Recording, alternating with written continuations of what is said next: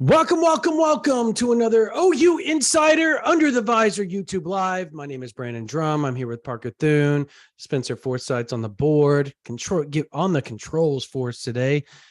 And we are here to talk about game week. It's back after the Sooners bye week after the 52-42 victory over then 19th ranked Kansas. Since then, the Kansas lost a close ball game to Baylor in Waco this past week. But I still consider it a good win over any team that's 5-2. It's a win. A win's a win. They're back in the win column, and they're trying to continue that this week in Ames, Iowa. But there's a lot to talk about. You got the recruiting that's going on, some big recruiting news coming up over the next few days, particularly Halloween, where four-star 2023 defensive tackle, nose tackle, Caden McDonald set to announce. We're going to discuss that. We're going to discuss Anthony Evans, four-star wide receiver commit, and his visit to Georgia this week. I know that's a shock to some that maybe haven't been on Twitter and or just now getting to this YouTube Live. But yeah, we will discuss that. What does that mean for Oklahoma? What does that mean for Anthony Evans and the Sooners? We'll get into that. We'll get into our the injuries. We'll talk about Billy Bowman, Damon Harmon, Marcus Major, Ethan Downs. There's a long list that we can go over as far as injuries go for Oklahoma. And where do things stand with those guys leading up to the Iowa State game this weekend? And finally, how do we project this season to go, this last half of the season? What are the most likely scenarios as far as record goes? And what is the least likely scenarios? And we'll discuss why we believe these scenarios to be the most likely and least likely. And we'll get into all that, plus a lot more. Obviously, we're going to talk a little bit about David Hicks, five-star defensive lineman committed to A&M. We're going to discuss the A&M debacle right now as far as what's going on and off the field. And we'll discuss some Colton Vasek and a whole lot more here. But Parker, how are you doing, man? How's everything going? Well, excited to, well, I shouldn't say excited. We go to Ames this weekend, Brandon, which is about as anticlimactic a road trip in the Big 12 as you're going to get. It's between that and Lubbock, which is where we get to go on Thanksgiving weekend. So back to the grind, I suppose. Yeah. The grind's going, and I can already tell you everybody's flipping out. Those people that are not members of OU Insider VIP. They don't know the happenings of one Anthony Evans. Parker, you want to go first? He called me about 5:30 today, and we talked for about 15 minutes on the phone because he wanted to clear the air. So he did not like how it was portrayed publicly, and he wanted to clear the air, and he gave me a call. But you want to go first on that? Yeah, well, I mean, it's important to remember with the backdrop of Anthony Evans' recruitment, just to have this as context. He's from the state of Georgia. He's got a ton of family in the state of Georgia. This is obviously a very high-profile game that's being played between Georgia and Tennessee.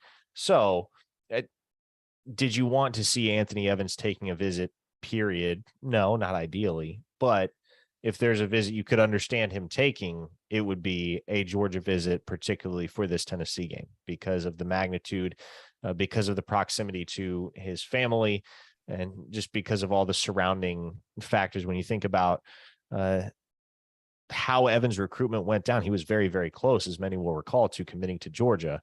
But it did become a situation on decision day where he realized that his heart was in Oklahoma, and never really had any reason to doubt that his heart is anywhere but Oklahoma. Even after news of this visit became public, we were still trying to slow everybody down, Brandon, and keep them mindful of the fact that Anthony Evans has never given the slightest inclination that he isn't all in with Oklahoma. So I wasn't really worried initially. I know that a lot of people were, just because, we talk so much about Brent Venables' policy with regard to visits elsewhere. And so most everybody saw that news hit the wire and thought, oh boy, here we go again.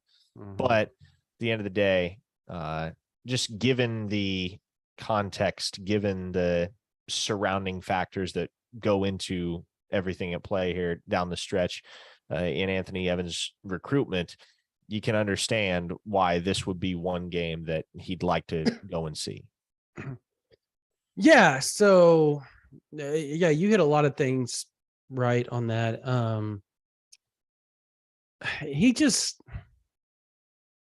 gave me a call, and I thought it was interesting because so that report comes out, and I hit him up and I said, hey, like, how are you taking two officials? Like, you took one in June. I didn't get it. Obviously, the report was retracted, and then it just said visit instead of. And I even hit up the guy that reported, obviously Jerry Hamilton, and he said, "Look, I meant to say unofficial, but I said official." And then On3 corporate, or their news desk, like ours does, caught wind of it and created their own little tweet and graphic and all that type of stuff to drum up some, pun intended, I guess, drum up some interest, I guess. And Anthony wasn't real thrilled about that. So he texted me. He said, hey, man, do you mind if I call you when I get out of school? Because I just want to clear the air and tell you the true story of what's going on. And I said, sure. What time should I expect it? Originally, it was 3:30. But what happened is they had a bad practice this morning. So the coach got a hold of everybody around noon today and said, look, we're going to have a walkthrough over everything you guys screwed up this morning. And we're going to go over that for 2 hours from 3:30 to 5:30. And so he hit me up. He said, look, it's changed. I'm going to call you at 5:30 now. And sure enough, he did. He got in the car 5:30 right on the dot. He calls me, and he wasn't happy. And he said, look, man, I don't talk to reporters. Like, I pretty much, you're the only person I've talked to in the last, like, unless they're face to face with me, you're the only person like I'll get on the phone and talk with, because He said he doesn't trust because he says, mix their words. Now, I don't know if that's fact or not, because you and I both know a lot of good reporters out there. There's a lot of good Oklahoma reporters that cover recruiting, Josh McCuistion, they cover report. Like, but these kids every kid has their favorite guy. I mean, that's just it. Like, you got guys that favor you. Josh McCuistion has guys that favor him. I have guys that favor me. I mean, that's just how this thing works. And so he called me and he said, I mean, these people are putting words in my mouth. Like, and originally there was even more to it. There was like, he's going to be taking a visit to Oregon. And he said, I'm not going to Oregon. Like, I'm not doing that. And so we'll see if that holds up one way or another. But he said, my grandma's having a surgery this weekend. And so my mom, my dad, and I are going to go down there. My mom's retired Navy. My dad's retired. I think his dad's retired Army, if I remember correctly. They both work on base at in San Antonio. I can't remember which. I think it's Lackland. Is that where they're at? The Lackland Air Force Base. And so, because there's 3 of them in that area, but Lackland is where I went to boot camp, was Lackland. So I'm assuming that's where it's at. It's the big one. And so he said, she's taken off work to go take care of my grandma because her husband, I don't know if it's his grandpa or not. He said her husband passed away a few years ago. So she needs somebody to take care of her while she has surgery, or at least help around the house a little bit. So we're going to go out and do that. He said, but my mom's from Georgia and she grew up a diehard Georgia fan, but she's never been to a game. And me being a recruit and somebody that they still talk to, he said, I get free tickets and I can take my mom to a game, in the biggest game this year in Athens. Why would I not do that when we're right down the road? I want to make her happy. He said, because she's going to be all Boomer Sooner for the next 3 to 4 years after this. So why not make her happy before that? And I said, no, I get it. He goes, but I want to make something clear, is that I'm 100% Oklahoma. I talked to Brent Venables yesterday about this. He was okay with this. I made it clear to him that I'm not looking around. I called Jackson Arnold this morning after it broke and told him as well that nothing to worry about, bro. You're my quarterback. I'm going to play with you. And so that was kind of the gist of it. And he said he's trying to get back for Bedlam. That's like his next visit to Oklahoma. He said he wants to get back for Bedlam because they're recruiting people, and he hopes that some of these guys show up for Bedlam. And he wants to be there to make sure that they become Sooners. He even said, we got Snapchatting. We were Snapchatting. And today I was Snapchatting with Caden McDonald to make sure he's a Sooner when he decides on Halloween. So either he's really convincing, or he knows how to sell a story. And, I mean, like, so I trust him. Like, he had no reason to call me. Zero reason to go. He didn't have to do that. So usually when they do that, and the same thing with Vasek, everybody doesn't believe Vasek all that much, but like that, he called me a few times and you and I have talked about it. And you've seen the text messages that Vasek sent me over the past, 3 or 4 days. Doesn't seem like a kid that is looking to move on right now, does it? At all? No. So I mean, people need to understand, like, when these kids say they're 100%, and yeah, they may go take a visit to Texas or something that's right down the road, and there's a good ball game for him. His parents are season ticket holders, or in this instance, like we heard that Colton Vasek went with Arch Manning as a guest of Arch Manning. You heard that too, right? Like, he went as a guest of Arch Manning. So to this last game. So it wasn't him in particular. He was invited with a friend to go, so he went. And so it's just things like that they're Oklahoma fans, because they have this vision of the policy, right?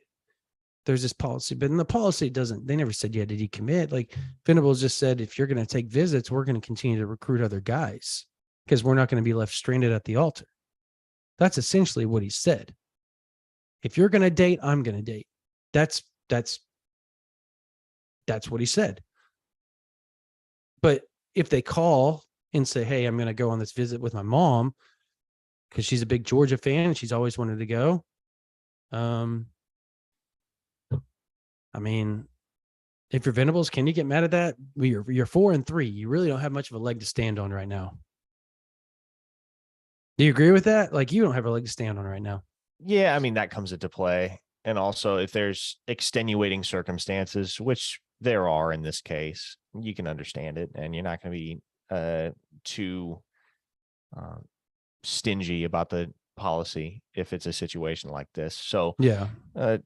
Look, Brandon, given the quotes that you put out, given the report that you had a couple hours ago about the Evans situation, I think a lot of Sooners fans' worries are now officially alleviated, and you can move forward with the impression that Evans isn't going to be budging in his commitment to Oklahoma, and he's still OU all the way, still going to sign on National Signing Day. And again, that kind of reinforces that the only guy to legitimately be worried about in this class in terms of the status of their commitment to OU is Colton Vasek. And again, that's a very understandable circumstance, one that's going to need to be monitored until National Signing Day. But you can look across the board right now and safely conclude that 21 of 22 are 100% locked in. Yeah. Well, there's also like this talk of, what have you heard Texas and David Hicks talk? Like, what? No, I don't know, man. The Zach Williams guy here. I will say this. I talked to David Hicks's dad today. Oh, how about that? We talked on the phone for about 20 minutes today, and he gave me a call because we'd been texting quite a bit, and he said, "Hey, give me 15 minutes. I'll give you a call." And I said, "Okay." Freed myself up. He gave me a call, and we talked, just kind of caught up because we had been texting, and during the recruitment, we had talked quite a bit, and kind of kept up with each other's families and stuff like that. And he brought up Texas, and he said, people keep asking about Texas. He said, we're not going visiting Texas. We're not doing anything with Texas. I don't know where this is coming from. Like, he brought that up. And so other stuff that we talked about, I'm not going to get into publicly right now because it's really just, there's a lot of things that are going to play into that recruitment if it gets to any point that's worthy of talking about. So, but I just don't see Texas being a player. Do you? No, never have. I don't see any reason why that would change now of all times. Yeah, I don't know, man. I mean, I guess it came from Ketchum, and I'm not one to, I don't bash people, but Ketchum said that Vasek was flipping, and to have their flip stories ready like 3 weeks ago.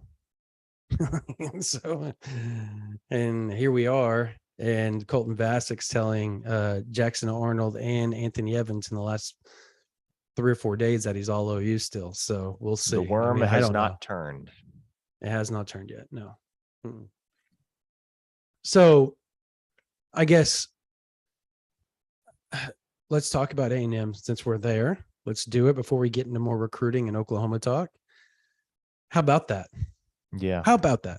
Like, who didn't see a lot of this coming, right? Exactly. Well, and it was highly predictable. I think that's what everybody can agree on a fundamental level, is that if there was one program that you could foresee having this type of systemic cultural issue plaguing the program, it's Texas A&M. And this is, I remember back in March or April when there were a lot of Sooner fans freaking out about how well A&M was recruiting compared to everybody else, and how if OU wanted to be able to play with the big boys when they got to the SEC, they ought to be ready to dish out some change here and there and be willing to fight those battles financially to be able to secure elite recruits. And one of the things that I cautioned everybody at that time, one of the things I said time and time again is, look, there's no empirical data that suggests that this model of building a football team is going to result in any type of sustainable success on the field.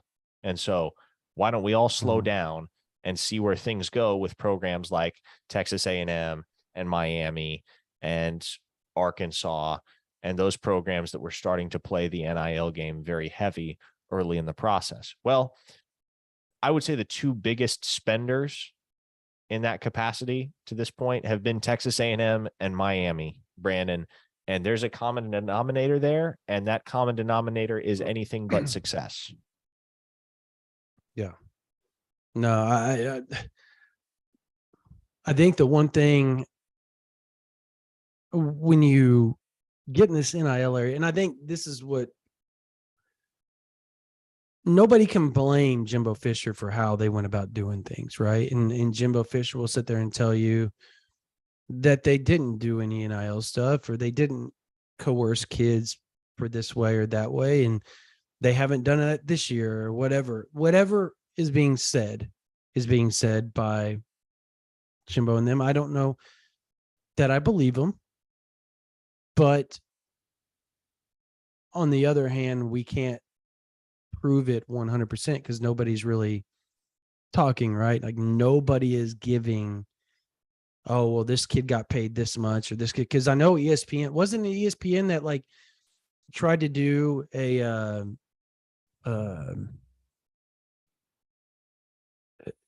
they tried to get as much information from the university as they probably could, basically public Information Act. They used it, and they were sent what the university sent them. Like even though you ask for that stuff, you're basically at the hands of what the university decides they want to send you or not. Like you can't force them to send you full documents and all that type of stuff. And they were sent like, I think it was like 4 or 5 guys or something. It was a small portion of players that they were sent, you know, their NIL deals and all that type of stuff. And I believe they hit up like 35 or 45 schools, and almost everybody told them no, except for a handful. Did you see that story? I think I know what you're referring to. Yeah. Yeah. And so, yeah, I guess my point is that they're still trying to put this veil or mirage in front of our eyes saying, oh, well, we're not paying these kids anything. And that's not what's going on behind the scenes. And you've got this idea that even back when it was, you know, the Pony Express days and the days where the Big Red Sports and Big Red Sports and Imports days at Oklahoma days, you know, all those type of people pretending like, well, if you pay these kids and they haven't performed anything, well, they're not going to work hard in the weight room, and they're not going to work hard on the field, and they're not going to play hard. They won't have love for the university. And that was always that way of thinking back then, is they gave them money. If you come here and you perform well, the donors will give you those $5,000 handshakes and all those type of stuff behind the scenes. Well, now that it's legal, I think everybody's learning on the fly, like how this is going to work. And I know the NCAA is trying to come up with some sort of, I think it's this week, they're supposed to come up with some sort of new mandates or whatever, or new ideas to fix what's going on. You can't fix it. I think the only way to fix it is to let the marketplace kind of correct itself, right? And you're seeing that right now with what's going on at A&M, where I think donors are going to start taking a step back, and they're going to go, whoa, we're not going to give money to these dudes, because they're going to take it and they're going to end up transferring because they're not going to get along here. Like a lot of those guys in A&M's class, how many of those guys did you think were fits for A&M? Not many. Not many. And I am on record as early as I think December or January predicting that at least half of their 30 signees last year would not finish their collegiate careers as Aggies. No, that's fair. I mean, you said 90%. I said at least half. Okay, I thought you said 90%. Okay, I was like, wait, what? That's a ballsy. There's only 10% of that class is going to stick around, man. Well, if that happened, that would be kind of. I mean, would that be that shocking at this rate? Yes, if only in terms of the sheer numbers that would be at play there. Yes, it would be shocking. Yeah, yeah, that's fair. I mean, I don't know, man. Like, I think this is like a cautionary tale, right? Of what not to do. It's very much a And you're cautionary seeing it. tale. Yeah. And you're seeing it play out we're seeing it all play out right in front of us. And to think this was like the greatest class of all time, and not by like any short margin, by a wide margin, the greatest class of all time when you have 8 5-stars in one class. That's never been done before. And so when you go from being 8-4 and you get 8 5-stars in a class and you have the greatest class accumulated of all time, people are going to start scratching their heads and wondering how that's going to work out. And a lot of people question it, like you did, like I did. So this is not going to play out the way A&M fans think it's going to play out. And it's not because we wanted it to fail. No, we didn't care. But the fact of the matter is that you can't get that many. Professionals can't even get that many stars. When you start to see that, how long do super teams stay together? A year or two, maybe at most, usually, because they clash. You can only have so many alpha dogs. I know it's like a Friends thing right there, but you can only have so many alpha dogs in one locker room. That's it. And I don't know. Like, do you think they beat Ole Miss this weekend? No, I don't think they beat LSU the next weekend, and I don't think they beat Florida the weekend after that. I think that's a 3-7 football team if you give them a couple more weeks. Wow. I don't think we saw that one coming, though. 3-7 was not something we envisioned at the beginning of this year. I think we thought they would be 7-5, 8-4. Probably we were like, they're going to be a 4-loss team. We can see that.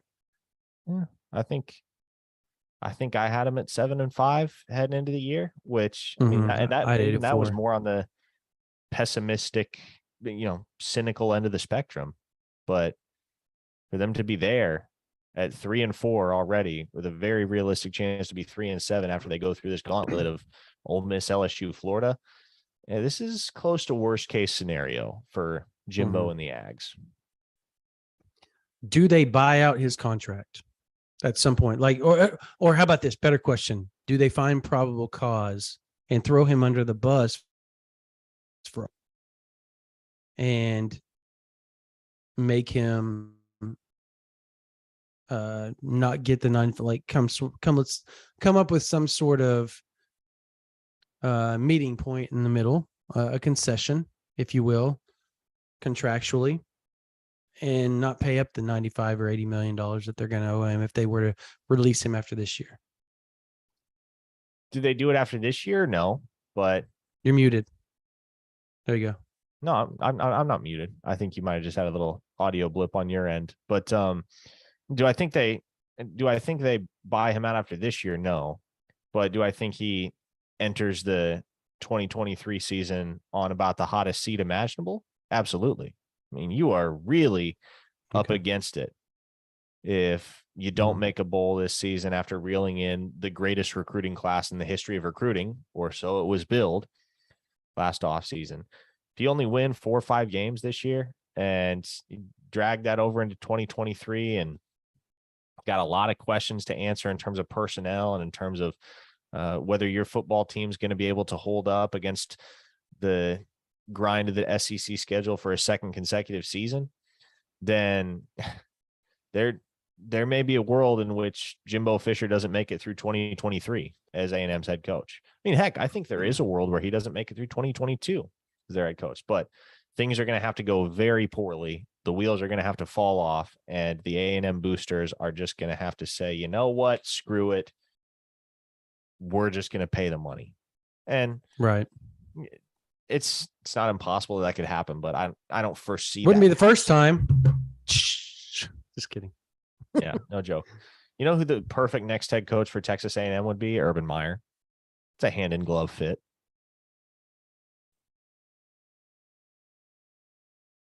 You want to know why I think you're right? Like, and I'm not saying like that would be a perfect, because one, I think he would write the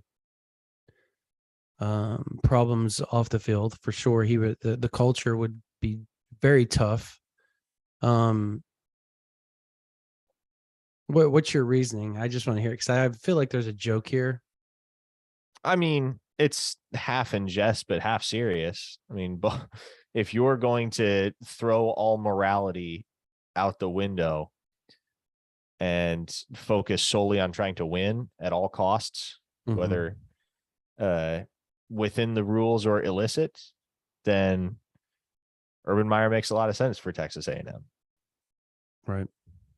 I mean, who else? Like, and somebody asked me that the other day, and I was literally stumped when they said, like, who would be the next coach at Texas A&M, and who could fill that. And I also asked somebody that would be considered in the profession, if you will, and they couldn't even name it. Like, who would take that job? Like, who would be a fit for that job? You know, I don't know that I could. You know what the first name that comes to mind for me is? Sonny Dykes. Can you see that? Interesting. You gotta have a certain colorfulness, I feel like, to really embrace everything that comes along with Texas A&M football. And it feels like Sonny Dykes might be a more natural fit for that position than a lot of other guys that you will probably consider amongst the trendy hires. He's done a fantastic job at TCU in year one. He's got that program atop the Big 12, and I feel like he'd be willing to move. He already proved that this past offseason, going right across town from SMU to TCU, right? So if there was enough money on the table, I think Sonny Dykes is just enough of an oddball that he'd be an interesting fit at A&M and a somewhat compelling fit. What about a Shane Beamer?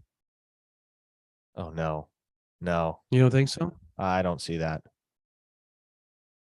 I know, I'm just throwing names out that would be like hot names to people.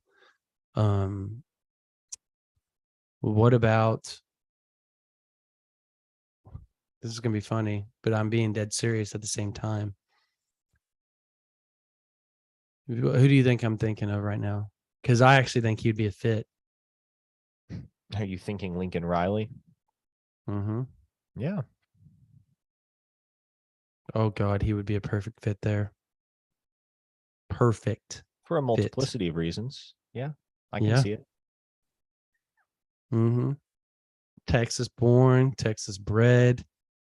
Knows how to use the NIL. The donors would love him. Go ahead and say it. And you had something funny to say. Go ahead. I mean, heck, half his recruits have already spent a good deal of time down there in College Station. He'd be able to swing Malachi, wouldn't he?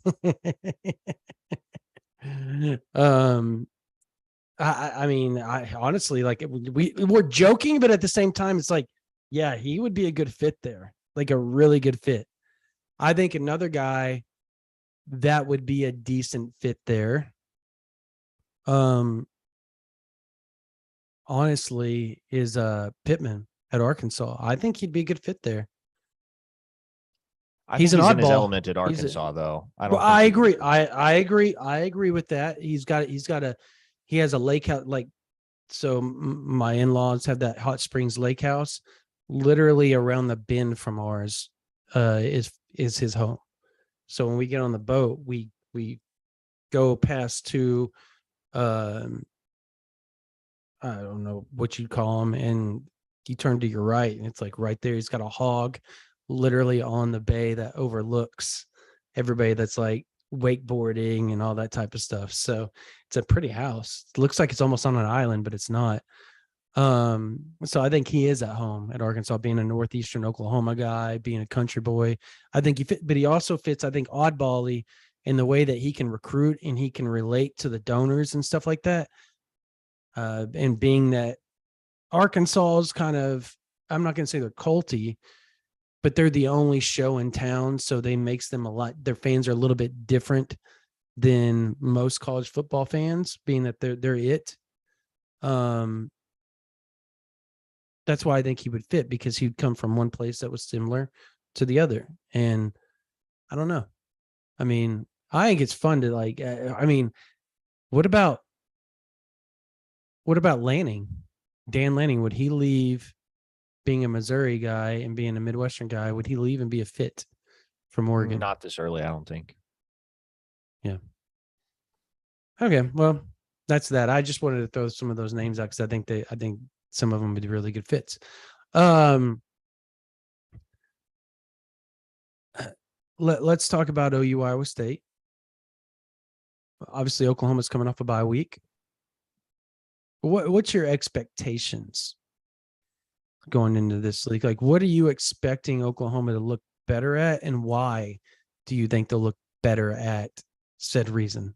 Well, I would hope in an overall sense they're better defensively, because this is not a great offensive team that they're going up against. My biggest thing heading into this weekend, Brandon, is don't make this team look better than they are, because they're offensively, they are very milquetoast. They're a good defensive team. I'll give them that. They run the 3-3-5 effectively. John Heacock is really good at his job. And the defense typically plays well enough to keep them in football games, despite the fact that the offense lacks explosiveness. They're 0-4 in Big 12 play. Those 4 losses have come by a combined 14 points. So they're probably a better football team than their record suggests. But at the same time, if you're talking about sheer talent across the board, they're not as good as Oklahoma. And so this is a game that OU should win. This is a game that they should be able to go on the road and take command of. And the big thing for me is you can't let Iowa State garner early momentum. You can't let them control the pace of the game, because you get a defensively minded team. That's exactly what they're going to try to do. That is typically the blueprint. And Oklahoma has to, we talked about it after the Kansas game. The fact that Oklahoma in that game against the Jayhawks scored on their first possession for the first time since the season opener against UTEP. The Sooners have not been impervious to slow starts. And if they get off to another slow start this weekend in Ames, that's where you could kind of start to see the uncertainty creep in as to whether they're going to be able to fend off the Cyclones' parries. But as long as they can establish early momentum in this football game, and as long as they can be the ones to control the tempo, as long as they can make Iowa State come to them, I feel good about Oklahoma heading into this weekend. And this is a win that they're going to need to set themselves up for what should be a very intriguing month of November that features home dates with Baylor and Oklahoma State, and then a couple of real tough road trips, understated road trips to Morgantown and to Lubbock. Yeah, no, I agree with you. I think this is a game of good on good versus bad on bad. And I mean, good on good, Iowa State's defense versus Oklahoma's offense. Iowa State's offense versus Oklahoma's defense would be the bad on bad. And yet I have confidence in Oklahoma's defense to be better. I think they're more refreshed. I think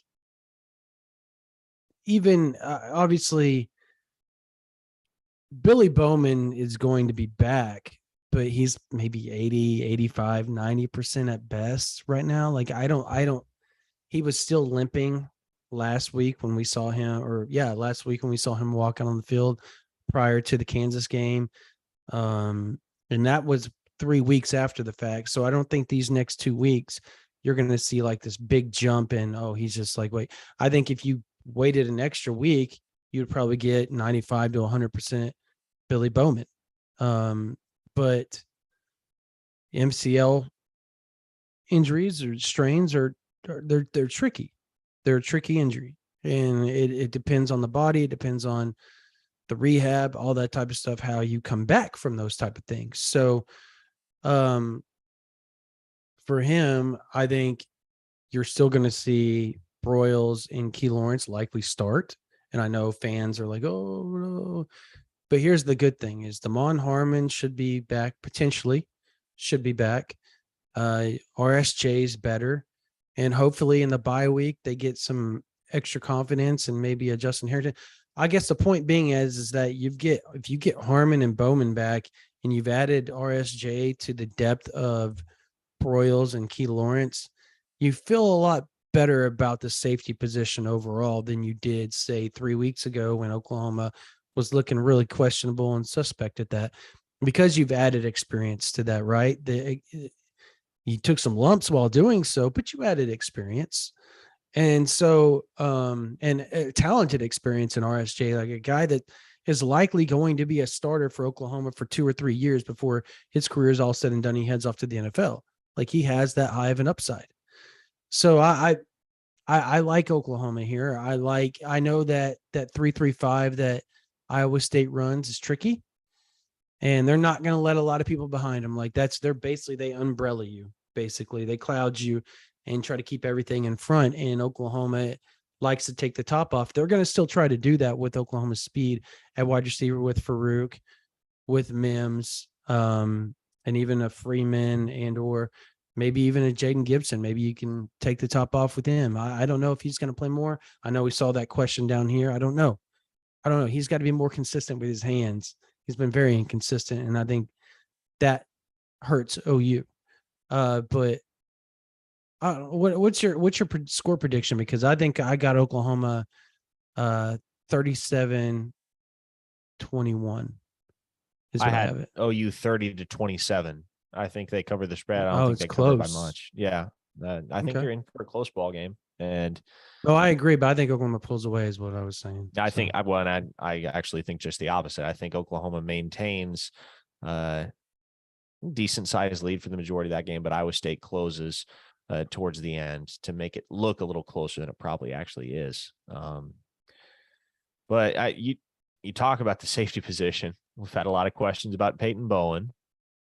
I guess that's where we should pivot. I'm going to be down in McKinney tomorrow to watch McKinney and Geyer, which obviously a lot of players going to be on that field that have heavy interest in OU. Jackson Arnold is, of course, committed. You got Peyton Bowen. You got Ryan Yates, which, I mean, that's still a thing somehow, Brandon. Still a thing. Yep, it is. Xavier Filsame, Brian Jackson, a couple of 4 stars out of McKinney as well that are high on Oklahoma early in the process, 2024 kids. So a couple more to watch there. But as far as where things stand with Bowen, I think a lot of folks were surprised to find out that he was going to be taking that official visit to Oregon this past weekend. Well, you were setting me up there. Yeah, he liked it. He liked the visit. I mean, I don't know, man. Like, there's a part of me, like, I don't know that he wants to go that far away from home. That's number one. But I know that he liked the visit. I know that it intrigues him. I know he had a strong conversation with Brent Venables last night. Oklahoma feels good about where things are, and they should. Jackson Arnold called me today and said that,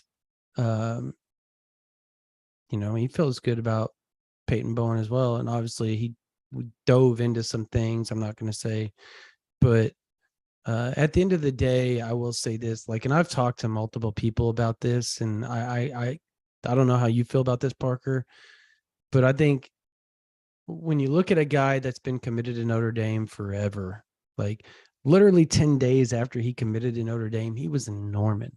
He was in Norman checking out Oklahoma. And since then, he's visited Oklahoma 10 times, probably close to that. He's done a couple of quiet visits that we know about, and we never really let the cat out of the bag because he didn't want it out there. And then he's visited quite often publicly and out in the open. And now he's to the point where he says he's going to make a final decision before the playoffs get real deep and before National Signing Day. I was told that again by 2 different people today, that they feel the same way. Like, this thing will be ended before National Signing Day with him. And there's a lot of people questioning whether that Notre Dame visit even takes place now. If it does take place, again, I think it's more of a respect thing for Notre Dame than anything else at this point. I'm not saying he won't sign with Notre Dame, but there's so many things going on that make you feel like that's not happening. Then when you top it off with people that you and I both talked to, Parker, where they all feel like he's not going to end up at Notre Dame, And so you ask, okay, where's he going to end up? And when you talk to people, the one constant is always Oklahoma, Oklahoma, Oklahoma. And everybody says, well, what about Texas A&M? There's a lot of people believe that Texas A&M is not even in this right now. Like after everything that's gone on, like that thing's kind of fallen off a little bit. Now, I don't know that for a fact, but what we do know is that whole follow the visits thing. Well, he's been to Oklahoma 2 or 3 times already this year for games. He's been to one A&M game. And when you say follow the visits, guess where he's going to be here in the next few weeks again? Norman, Oklahoma. He's supposed to come back for the Bedlam game, he says. He wants to have a heart-to-heart talk and another conversation with the Oklahoma staff. We'll see how all that goes. Now, if I was a betting man right now, I would bet on Oklahoma. I would bet on Oklahoma. I think you have a girlfriend, you've got your best friend in Jackson Arnold, you have your family right down the road. I know NIL is a big deal in this for him. So, and Oklahoma, everybody's going to say, oh, NIL, Oklahoma's out. That's not true at all. Oklahoma is competitive NIL wise. And there's some things they can do that can help, and not specifically the university, but there's things that can happen and that maybe are in the talks of happening to maybe build up that potential with Oklahoma and Peyton Bowen at this point. So I think there's another team in there is Michigan. He may be taking a visit this weekend to Michigan. We'll see if that takes place. If it does take place, I believe he did tell Oklahoma, at least that's what he told me. He did tell Oklahoma he was taking a visit to Michigan. To me, that's like, look, he's got a 4-star brother who's trying to get offers and who's picking up offers. You take these visits and hopefully that your brother gets in front of him. They measure him out. They watch his film a little bit more and he earns an offer and they start recruiting his brother. And like, this is a family deal. I want people to understand, like, this is a family deal.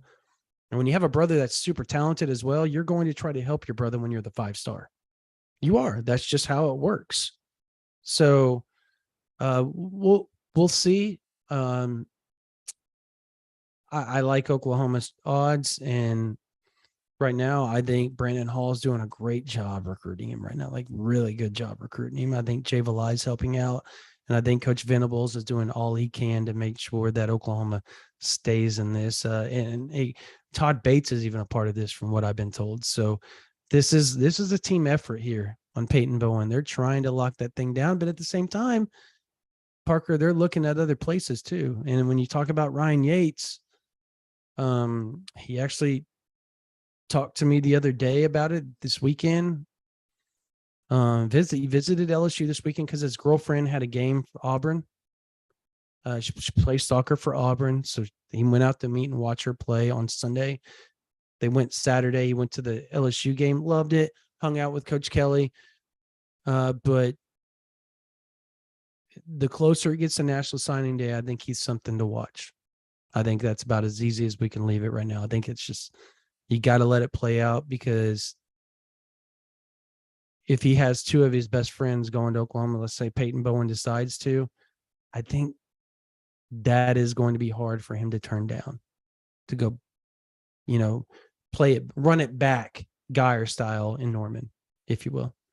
Yeah. Well, and we talked earlier in the live stream quite a bit about the difficulties that A&M is having at the moment. And that's significant here because, if we've said it once, we've said it 1,000 times. If I've said it once, I've said it 1,000 times. I don't see any way Peyton Bowen sticks this out with Notre Dame. I've always kind of believed that it was going to be a battle between OU and A&M down the stretch. I don't really buy into Oregon being a contender despite the official visit. I think everybody's kind of in agreement on that. But with A&M floundering the way that they are, and with no relief in sight unless they win a couple of games that they're not supposed to win on paper, that situation down in College Station could get even worse than it is right now. And the worse it gets, the better that bodes for Oklahoma in the recruitment of Bowen and any and all other guys that they're going toe-to-toe with the Aggies for. When you're talking about the struggles that Texas A&M is experiencing and the schools that stand to benefit from those struggles, Oklahoma is pretty darn near the top of the list. And so that's, OU fans in general probably aren't terribly remorseful at what's going down in College Station right now. It's probably not something that they're sad to see, because they realize what it's going to mean for their program in the long term if things continue to go sour for A&M, because there are going to be plenty of these prospects over the next couple recruiting cycles that have heavy interest in OU, have heavy interest in A&M, that are going to gravitate more towards OU than A&M, just because of the on-field product and the discrepancy between the two.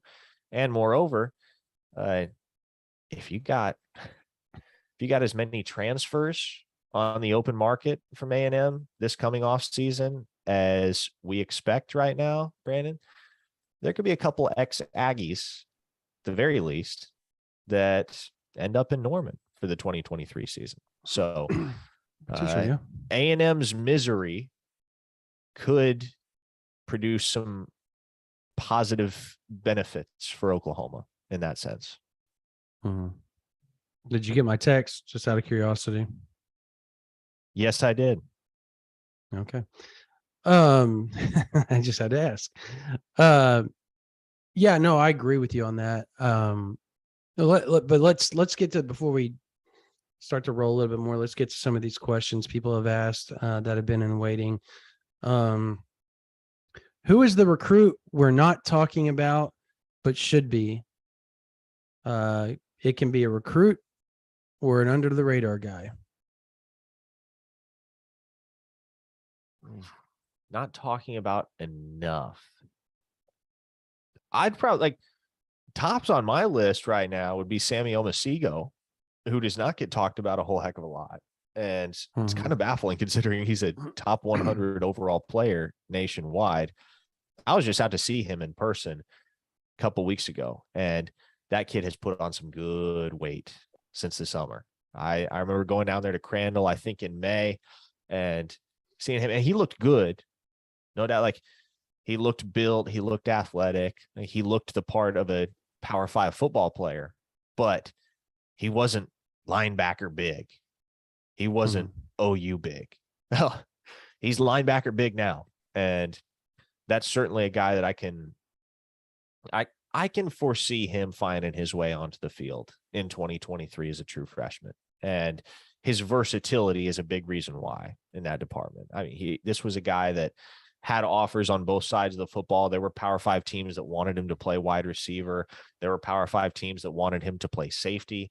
And at the end of it all, he commits to Oklahoma as a linebacker. So when you're talking about a guy that could fit the mold of the ideal cheetah in Norman, yeah, I think if you're looking at this class of commits right now, Omosigho is that guy. And he fits that mold to a T. And it's not to say he doesn't end up playing inside or playing a true linebacker position as opposed to the cheetah, but he's got the speed and he's certainly got the fluidity to be that player and be one of those guys that Venables has had so much success with in the past. So I'm really excited to see what Omosigho does. The other thing about him, he's a really good kid. He's a hard worker. He understands where his priorities need to be. And it's those types of people that have success at the next level because they don't get distracted by the shiny objects, as it were. Their focus is always straight ahead on the tasks in front of them. And Omosigho is the type of kid that's going to keep his head down, and he's not going to have wandering eyes when he gets to a college campus as to all of the distractions that can detract from your on-field play.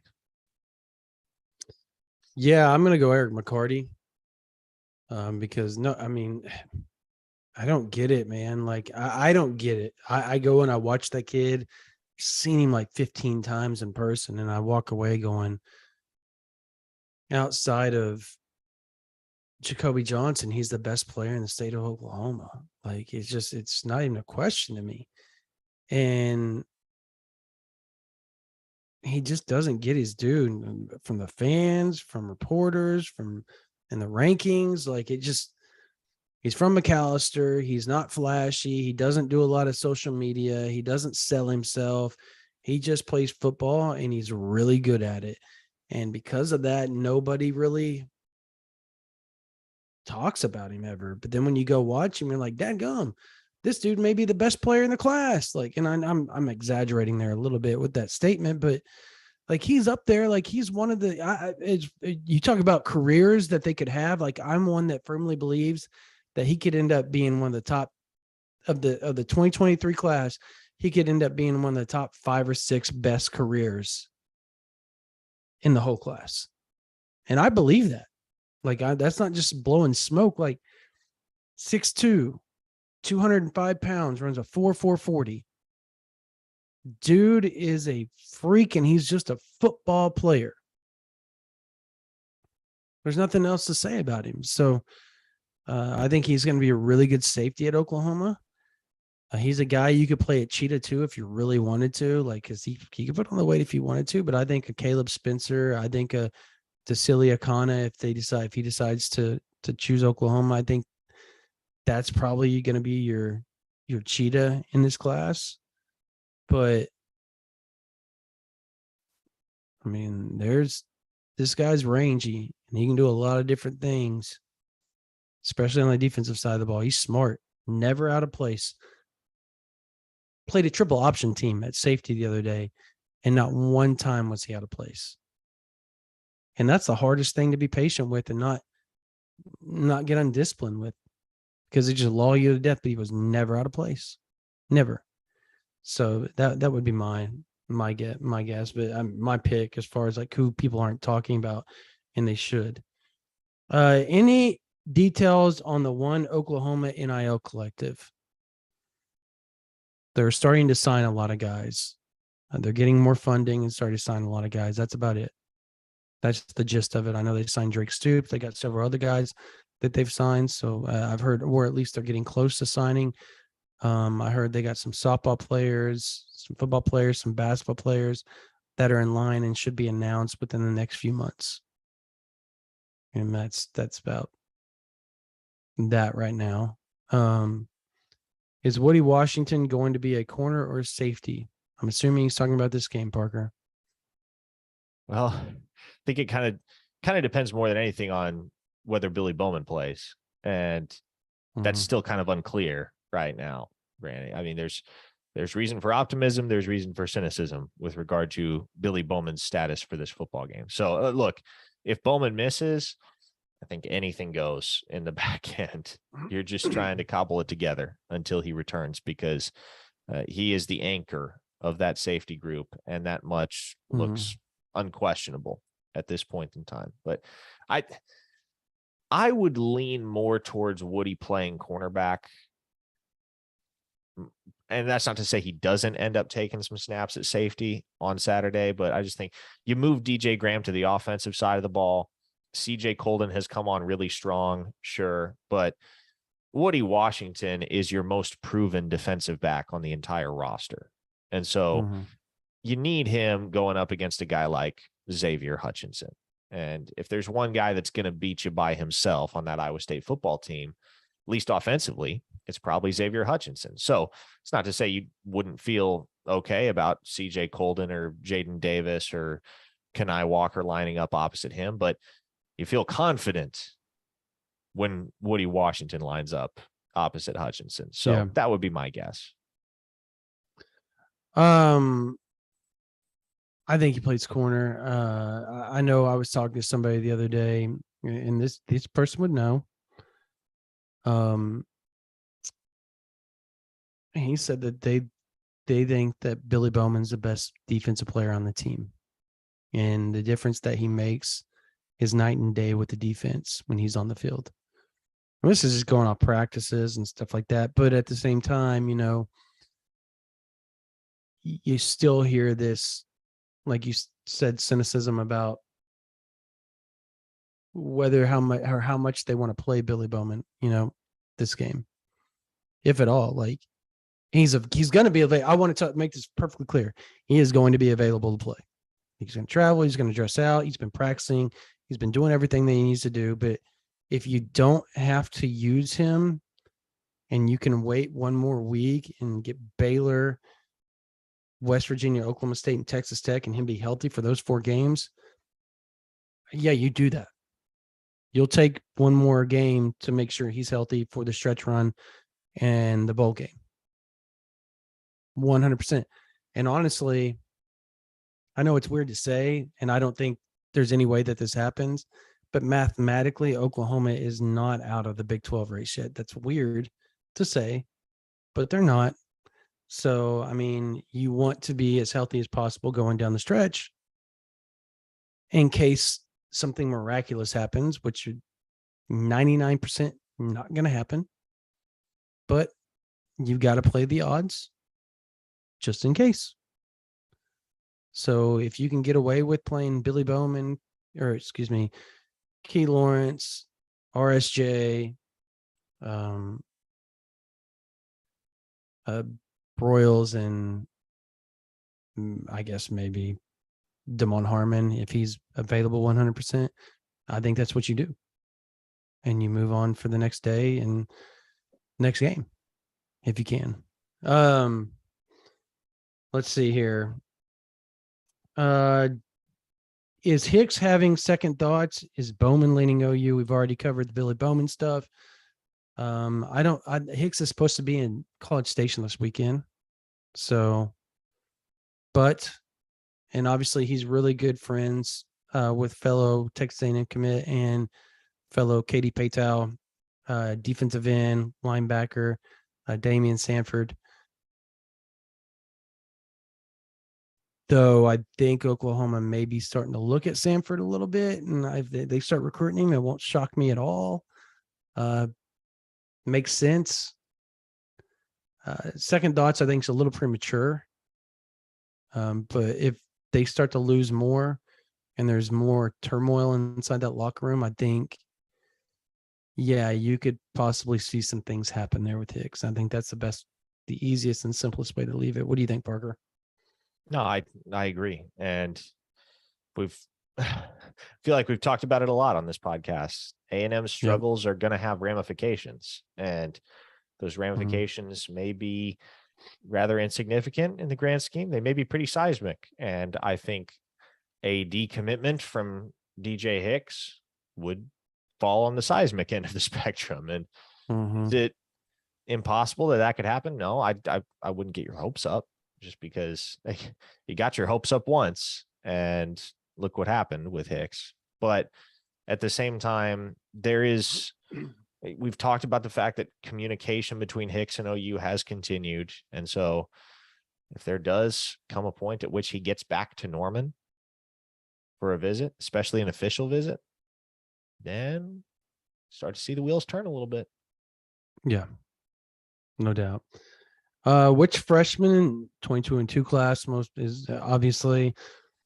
are you guys most excited about? That's a long list, man. I don't know. I don't think my answers have changed from this past February when they all signed officially. 4 guys are at the top of the list for me. It's the same 4 guys that were at the top of the list back on February 2nd. In no particular order: Javonte Barnes, Robert Spears-Jennings, Jaron Kanak, R. Mason Thomas. All those guys are going to be very good football players at the University of Oklahoma. I agree with you. Since you named those 4, I would probably say defensively, you named Jaron Kanak, and you named RSJ and R. Mason Thomas. So I'll go Gentry Williams. Speaking of people around Norman, believe that he has a chance to be all Big 12 and an NFL guy within 3 years. Like, there is some really strong belief in that right now. Offensively, I'll go Gavin Sawchuk. I know he hasn't played a lot this year, and honestly, we could sit there and name Jake Sexton and Jake Taylor, because you and I both think that those guys are going to be big time offensive linemen for OU. And you're already seeing it because they're starting to squeak into that rotation early on. But I think Gavin Sawchuk's speed is just undeniable. When you talk to people around Norman, they have such high hopes for this kid, and they think once he puts on some weight, he is going to be a force to be reckoned with as far as Javonte Barnes and him being just Javonte's fast, but Gavin Sawchuk has, and you say this Olympic speed and people get all upset. He's the fastest 60-meter runner in the United States last year. Fastest. So he's got crazy speed for a high school kid last year, and obviously crazy. I think he's, they track him, the GPS, and they do the speed. I think he ended up running like something like 21.5 or almost 22 mile an hour.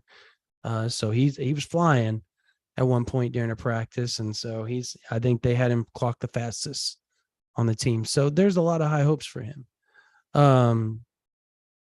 Finally, Caden McDonald update. We teased it before we close this thing out. We teased it. Somebody's asked a question. What have you heard? And then I'll chill in since I'm going down there. I'm leaving tomorrow. I'm going to go down there. And I've been talking to some people as well, and Caden himself. I'll follow it up with you. Yeah, I mean, this has been a very well camouflaged recruitment down the stretch, because you've heard buzz for quite a few different schools over the last few weeks, whether that's Clemson or Florida or Ohio State. The Oklahoma buzz has been consistent, though, perhaps more consistent than any of those other 4 finalists in the race for Caden McDonald. And so Clemson got the last word in his recruitment with that official visit this past weekend. So that's worth something. Obviously, it seems like the interest in Ohio State is real. That's legit. The Buckeyes, especially if you pay attention to the reporting from our Bucknuts 24/7 colleague, Bill Kurlick, it appears Ohio State has made some headway in that race late in the process. Florida's just kind of there. I don't think Florida's going to be the pick. So right now, Brandon, I think we're getting to the point where though there might have been a stronger case for Florida or Clemson a few days ago, and certainly a few weeks ago, there's some reason to believe he could be a Sooner. There's some reason to believe he could be a Buckeye, and those might be the 2 most viable options as we look ahead to next Monday and the commitment date for Caden McDonald.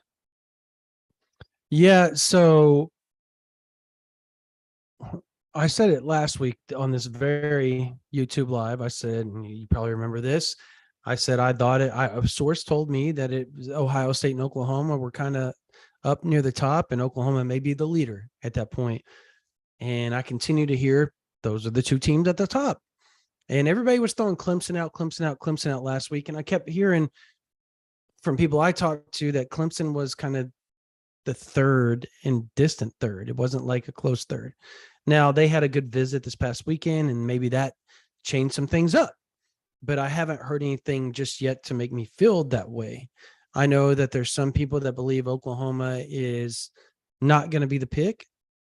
And there's some people that believe Ohio State will be the pick. And then there's some people you talk to that think Oklahoma is just kind of pushing these other teams out there. And that Oklahoma, as you said, has been kind of the common denominator this whole time. In that when you look at his connections with Jackson Arnold, playing Little League together for 3 years up until they were 11U, you have Derek LeBlanc being a really good friend of his. You have the relationship with Coach Bates being one of his first offers, being the guy that stayed with him even whenever he got to Oklahoma. That was one of his first offers was Caden McDonald. The fact that his mom is originally from the border of Oklahoma and Arkansas. His grandparents, his aunts and uncles, they all still live right there on the border of Oklahoma and Arkansas. So they're a 2.5 hour drive to Norman every weekend that they want to come watch him play. And that's a comfort level whenever you're not going somewhere and you're trying to get distance away from Georgia or whatever. If he doesn't go to Clemson, that seems to be Ohio State or Oklahoma. You would think Oklahoma would be the comfort level there, right? You got Trey Morrison, who grew up with him and was really good friends with his older brother. Coach Brandon Hall coached his older brother for 3 years at Troy. And then you have Ted Roof being really good friends with Coach Stewart at North Gwinnett, and so on and so forth. I mean, it keeps going on and on and on. Kenai Walker growing up together with them. Like, there's so many connections with Oklahoma that makes you feel like there is a great comfort level there. So I wouldn't be surprised if Oklahoma ended up being the pick. And I'm not saying they're going to be the pick because I don't know. Like, he's done a really good, as Parker said, he's camouflaged this thing up so well. We don't know what the deal is. So we're trying to decipher through all this BS and all this, this and this and this and this, and trying to kind of part the waters and see what's real. And that's hard to do sometimes in these recruiting processes. So Coach Bates will be there, by the way, on Friday. I will be down there on Friday. So when I talk to him off the record and on the record, maybe we'll have a better understanding of how things are going to go one way or the other. But if you're an Oklahoma fan, you be cautiously optimistic. Don't get your hopes up too high to have yourself let down, because these are the type of recruitments that can go either way at any point in time. You look like you wanted to say something. No, I'm good. And I think it's about as good a place as any to close up shop. Yep, absolutely. Go ahead with the YouTube. Oh yeah. Hey, 70% of the people who watch this stream every week are not subscribed to the channel. So if you are not subscribed, help us help you. Hit that subscribe button. You're never going to miss a thing. We have videos every single day, whether that's press conference snippets, whether that's podcasts, live streams, breakdowns. Tomorrow, I'm going to be previewing the Oklahoma-Iowa State game with Nick Osen of Cyclone Alert, which is our 24/7 affiliate that covering Iowa State. So never going to miss a thing that comes your way on this channel. 7 days a week, we're pushing content your way. So very, very simple call to action here. Just hit that subscribe button. That's all it takes. And you are locked in with us for the entirety of the remainder of the 2022 football season and beyond. Absolutely. And we can't go without thank you, subscribers, for always making sure that we give the shout out to Mr. Ricardo LeBlanc, because we know that he will watch and listen to all of these, and he will text me after he does it and tell me how much he liked it and what his favorite parts are. So what's going on, Ricardo? If you're not one of the subscribers to this YouTube, please do so. And if you're not a subscriber to OU Insider, you're missing out. There's a lot of good stuff that Parker dropped, the 2024 big board, all that type of stuff. As far as recruiting 2023, 2024 class, I've dropped some notes here recently. I've got more notes coming in the next 24 hours that you guys are going to really like. We got a lot of team notes as well, like discussed on some things, some bye week stuff that I dropped just today of what's been going on with Oklahoma, some personnel stuff, injuries, all that type of stuff. We talked about quite a bit on OU Insider VIP for our VIP members. There's a lot of recruiting notes. There's transfer nugget that Parker dropped that's really interesting for Oklahoma fans. Maybe a visitor here in the next few weeks to Oklahoma out of the transfer portal. We'll see. Parker has that news, and there's just a lot, guys. So $1 for the first month, $9.95 afterwards. If not, you want to have a whole year and you want to have all access to all 24/7 sports, $75, just 30% off right now. $75 gets you all year. OU Insider gets you all year, every 24/7 site. Texas A&M, Texas, LSU, Alabama, Georgia, Florida, USC, Arkansas, you name it, Ohio State, Clemson. You can go visit any of those VIP sites and figure out what's going on with targets that are, you know, the same as Oklahoma. Where do they feel they stand with targets that Oklahoma feels maybe they feel good about? I mean, there's all those different things that you can do and look at if you're on OU Inside. Plus, you get Steve Wiltfong, Greg Biggins, Brandon Huffman, Brian Doan, so many guys, Alan True, Andrew Ivins. I know I'm missing people off the top of my head, but there's a lot of national guys that you get access to. Blair Ungalo. So, I mean, it's the best, and we pride ourselves in being the best. And hopefully you guys continue to join us, because we keep breaking records as far as highs, even in this downturn with Oklahoma record. You guys have continued to stay with us, and we've added even more members. So thank you all so much for joining OU Insider and being a part of it. That's going to do it for this version of the OU Insider Under the Visor YouTube Live. For Spencer Forsythe on the board, for Parker Thune, my name is Brandon Drumm. You guys have a blessed day.